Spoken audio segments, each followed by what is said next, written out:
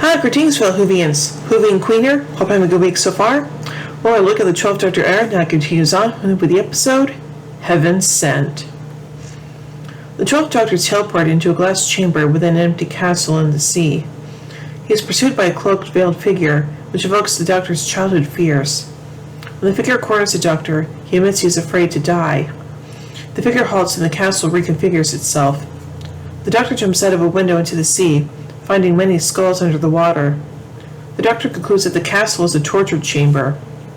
He takes advantage of the figure's slow reaction time to explore the castle, finding several strange remnants of his predecessors, such as dry replacement clothes, a skull connected to the transportation chamber, and the word bird written in dust. The Doctor investigates clues left in the castle, directing him to find room 12. He delays the figure by alleging knowledge of the hybrid.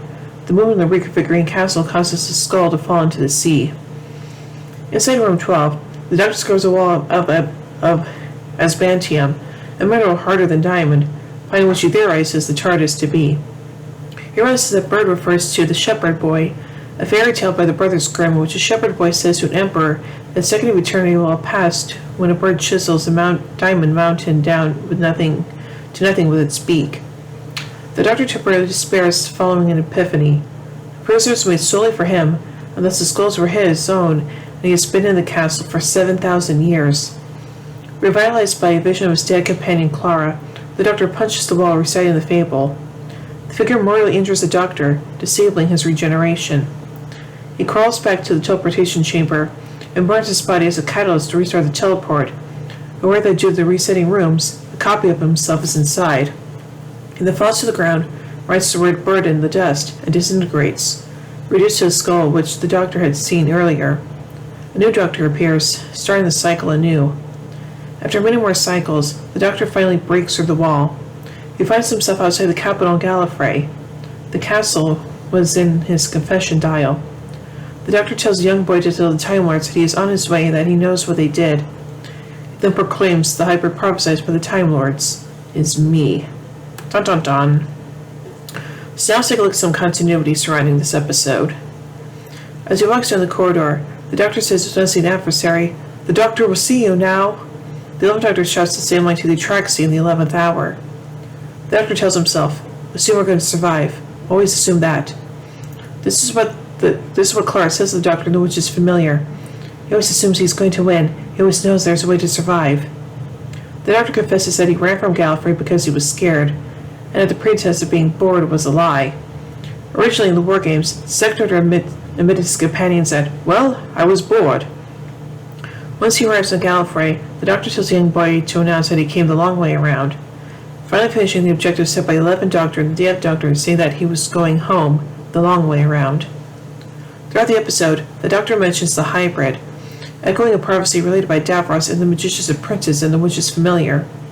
Two great warrior races, speculated to be the Time Lords and the Daleks, would merge to become a hybrid. Hellbent clarifies the Doctor decoration of the hybrid is me, expresses his belief that it is a Shielder who became a human Mire hybrid in The Girl Who Died, and later adopted the name Me. And now finally, let's take a look at the production of this episode.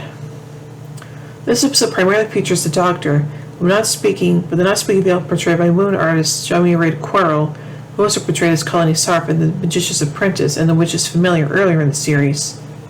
Former companion Clara and an uncredited Gallifreyan child also make brief appearances.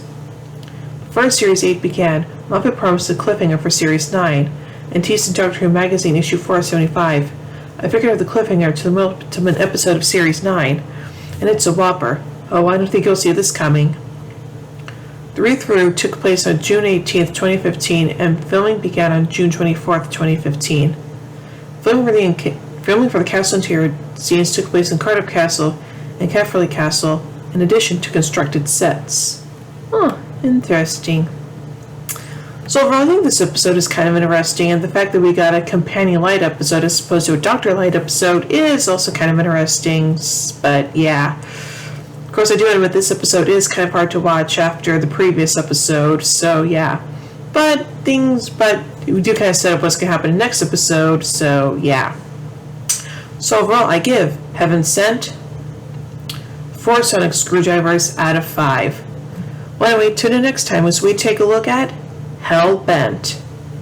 Well, hope you enjoyed this review, and if you did, be sure to share it around, thumbs up, give it a thumbs up, and don't forget to subscribe and hit the bell icon to be notified about when I upload videos. And if you want to help support the channel further, then be sure to check out my Patreon page. Link is always in the description below. Anyway, until next time, this is Hoovy and Queen saying, "Oh my giddy aunt! When I say run, run! I've read the polarity of the neutron flow. Would you look at Julie, baby? Fantastic! Allons-y! Geronimo!" Bow ties are cool, fezzes are cool, and Stetsons are cool.